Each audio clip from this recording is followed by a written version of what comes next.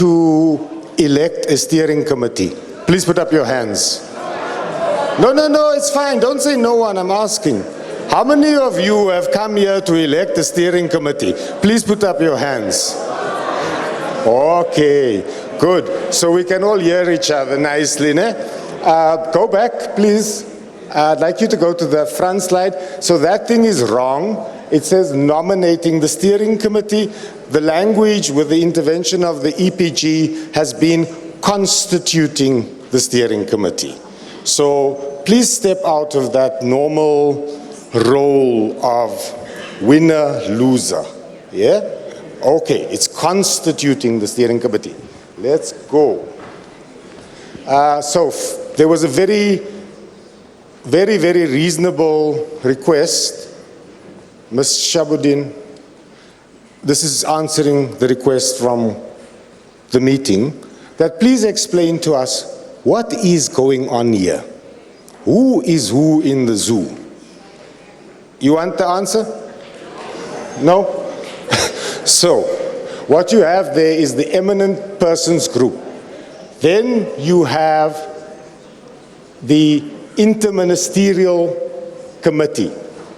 Then you have the National Steering Committee, the preparatory steering committee. So the way we wish to evolve the structure, broadly speaking, is that you have the EPG, you have what we will constitute here as the steering committee, and then you have the interministerial committee. So those are the three components of the structure that we are constituting. Not nominating, so on and so on, but constituting. Next slide, please. Okay, so to date, this process, once announced, had a preparatory task team. And that was an interim structure.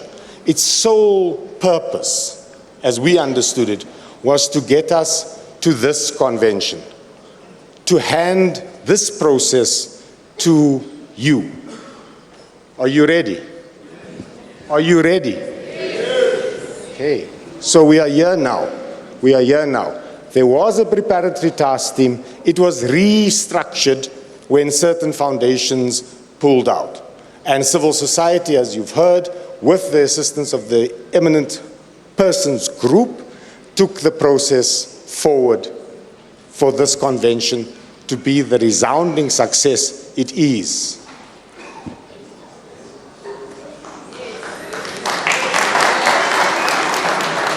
Okay, now it has been assisted thus far by a secretariat, a very unfortunate secretariat. I feel sorry for them. They were given this job at the 11th hour, and that is essentially been the NEDLAC body, right? And they've stepped in to assist as best they could, I think, in a week to help us all be here and convene. All the other work that was done by the preparatory task team and its subcommittees has continued and will continue into the future. Modified, enhanced, augmented, made stronger, made better by you. Yes? Yes? Yes. It's your process, it's your dialogue. Next. Okay. There are principles that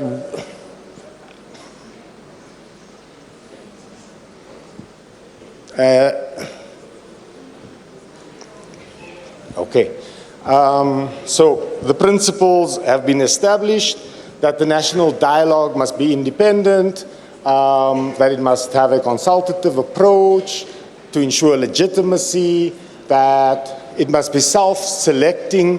And I want you to just listen to some of this, please, colleagues. It must be self-selecting and self-organized. So there's a lot of difficulty that we have from our normal modes of operating and organizing. We both want to allow the largest possible participation, but that participation is grounded in some level of self-accountability self-contribution, self-regulation, self-mobilization, and self-organization. So in this process, what we would like to do here today, what we need to do here today, is share with you the basic structure that we have. So we want to ensure that you are able to self-organize, self-actualize, self-mobilize.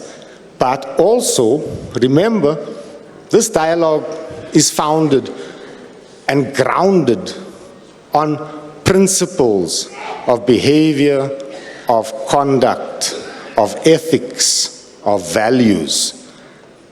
We do not want to open ourselves up to being organized but unethical. We do not want to be accused of being mobilized but thuggish. The values of Ubuntu is the spirit in which we move forward. And we will divide ourselves from those who do not share our values. Let us be clear. This is a value-based proposition. And we must cohere, align, even as we disagree and argue. Agreed? Okay. Okay, so this is the bit that you're all excited about. Are you excited about this? Can you see yourself here? Can we see? So we have 20, I'm going to just sort of, there's 20 parts of this that are normal people. And then there's 2 parts that are other people. The 2 parts are at the bottom there. Unfortunately, it's not visible. It's political parties. Can the people from the political parties just raise their hands? If you are here as a political party, thank you. Thank you, thank you. Okay, political parties, wonderful to see you. Great to be in the room with you. Always fun. Political parties are 21. Then we have national and provincial government. Okay, colleagues, so those are 2, they're not of us, ne? There's political parties one side, government one side. They have 2 representatives. Okay, now for the rest, it's you, us, the people, labor, faith, Khoisan, traditional, anti-GBV, colleagues, yeah, HIV, AIDS, health, education, youth. Patrick, where are you? Don't tweet while I'm talking. Youth, thank you. Okay, academia, clever people, all the doctors in the house, are you here? Okay. Okay, colleagues, you're going to, so this is, how have we come to this list? We asked you to self-select. If you go into your groups and you find that you violently disagree with each other, or let me say, peacefully have strong differences, we would like your feedback. Okay, we would like your remember the principle. This is a guiding principle. We've done the best with the information you gave us. Okay, I see hands, they are not needed right now. I'll finish quickly. Okay, so what we are going to do is, if you are, sorry, are we together? Because you're going to shout at me for no reason later. Okay. 20 sectors, see if you find yourself represented there. If you do not, exactly the point I was going to make, do not lobby the room.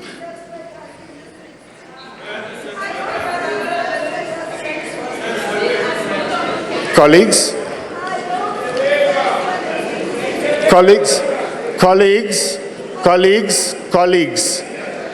okay. what we are going to ask you to do in an orderly fashion as you can, right? Please engage with where you feel most comfortable. If you feel that your group or grouping is not there, can you come to the organizing committee and we will, with the support and guidance of the EPG,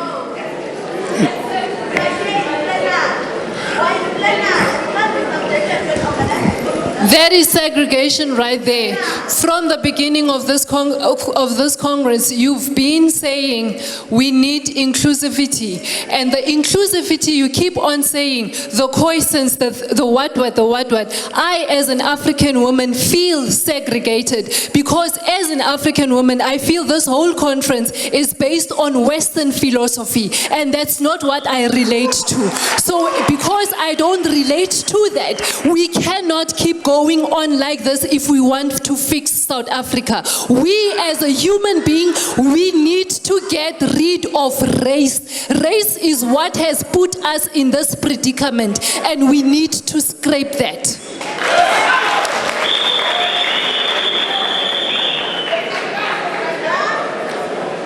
I completely agree with you. Okay, there's no grouping there that I think offends your sentiment. So colleagues, what we are going to do... Sorry, the lady wants to say something. Okay, sorry. So these are the groupings. We are going to, in the program, if we can move on,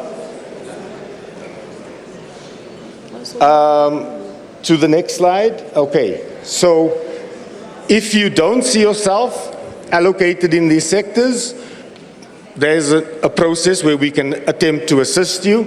Then, colleagues, we are asking you to meet, right? In a designated space, we will share that. Okay, so remember I asked you earlier on, please listen carefully to those 20 sectors. It's coming up for 11 o'clock on this Saturday, the 16th of August. You've been watching day 2 of the National Convention well underway. What's taking place now is discussions around the establishment of the steering committee. And the role for this particular committee is to set strategic priorities and to make decisions aimed at advancing the national dialogue, as well as creating what's called a conducive environment for the development of consensus on issues of common national interest. It's quite a broad take. I mean, this is just one of the points outlined in the official documents around the work that this steering committee is meant to do. But what is taking place now is contributions from the different dialogue labs that were established yesterday. Those were the breakaway groups that were meant to discuss a variety of issues that all center around the country's developmental agenda. And that has to do with issues to do with the economy, corruption, state capture, the environment, and the list really goes on and on. Gender-based violence, for example, featured. Issues to do with race relations and the concept of a social compact also was discussed yesterday. And so they're meant to be a consolidation of those particular agreements which will feed into the steering committee, and it is that committee that is going to, I suppose, usher in the next steps for the establishment of this national dialogue. Present in the main plenary room that you're seeing on your screen is the Deputy President in Paul Mashatile, who I think is here in his capacity, by the way, as the acting president, and so he is receiving all of this feedback, and I imagine will at some stage also, either through him or his office, give a take of what his response is as South Africans look on to see what will happen next. Now it's 11 o'clock Central African time. If you've just joined us, this is a special broadcast of the agenda coming to you from a cloudy Pretoria for day 2 of the National Convention here at UNISA's main campus. This is just one of the big stories we're watching for you this Saturday morning as we take in the discussions that are taking place at this particular historic institution.